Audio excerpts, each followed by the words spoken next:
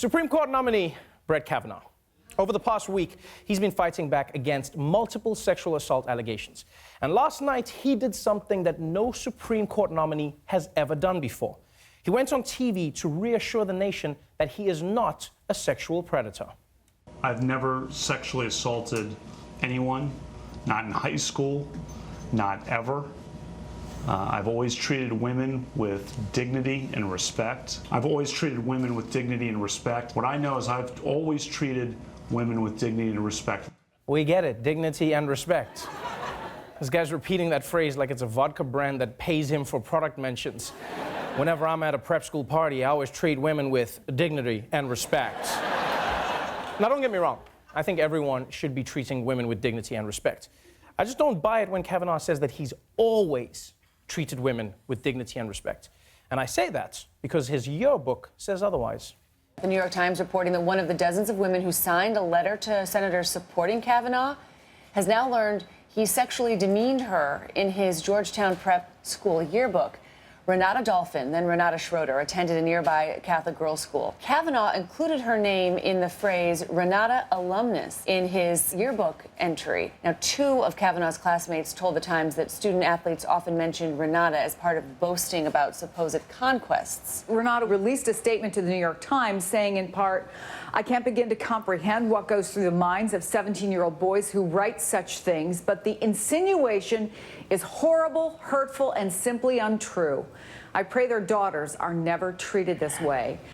Yeah, so in his yearbook, Kavanaugh went out of his way to portray this woman as the village bicycle by implying that him and all of his football teammates had slept with her.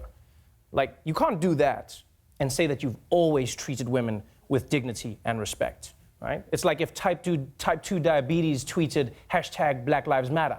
No, Mr. Diabetes, your track record says otherwise.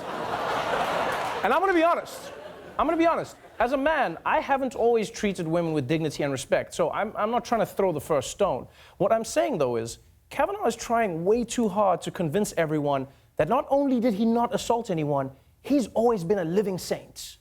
When I was in high school, and I went to an all-boys Catholic high school, a Jesuit high school, where I was focused on academics and athletics, going to church every Sunday at Little Flower, working on my service projects and friendship.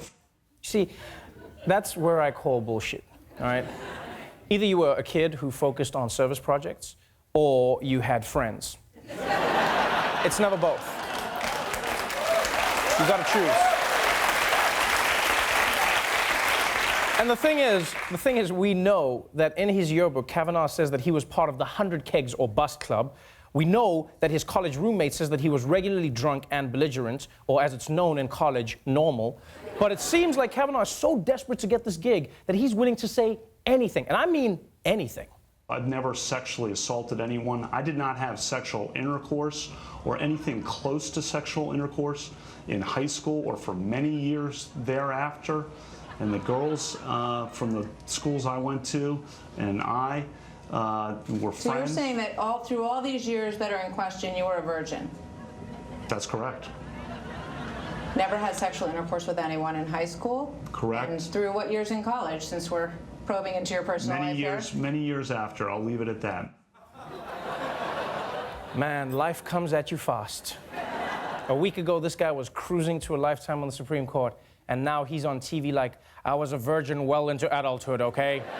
Is that what you want to hear? Have I embarrassed myself enough for you?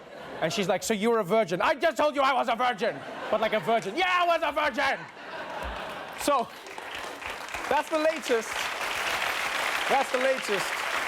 on the Brett Kavanaugh story. We've gone from I never sexually assaulted anyone to I was a virgin for most of my life. For more on this development, we turn to our chief Supreme Court analyst, Dulcé Sloan, everybody.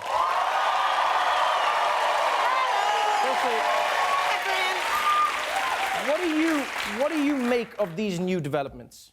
Trevor, this whole situation has become messier than my purse when I tried to sneak spaghetti into the movie theater. And don't judge me, $10 popcorn, no, I can make that shit at home.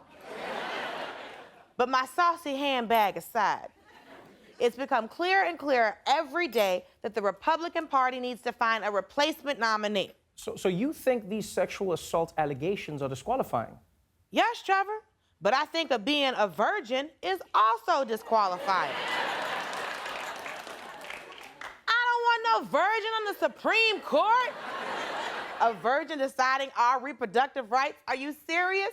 How are you going to tell a college girl what to do with her vagina when you never met college vagina?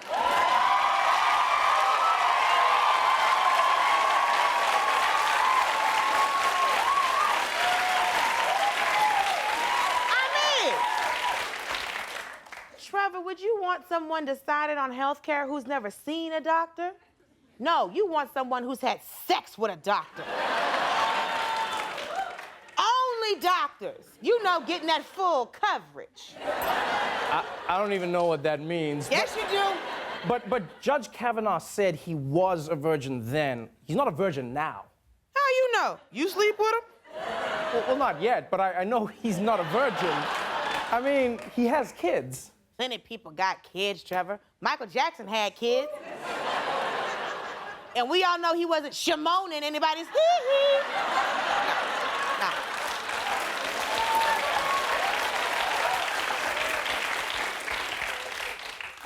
Give me 15 minutes, I can get you a kid. 20 if you want twins. You ask me, that man's still a virgin. So your biggest issue here is his virginity? I got 3 issues. His stance on women's rights, strike 1. The sexual assault allegations, strike 2. And this fool being a virgin, you're out.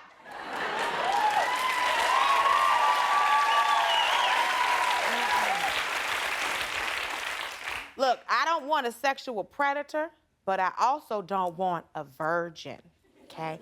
I want that Goldilocks judge, you know, just right. I see. So you want a Supreme Court judge who's getting laid, but consensually? Mm-hmm. You know, like Ruth Bader Ginsburg. Dulcé Sloan, everybody!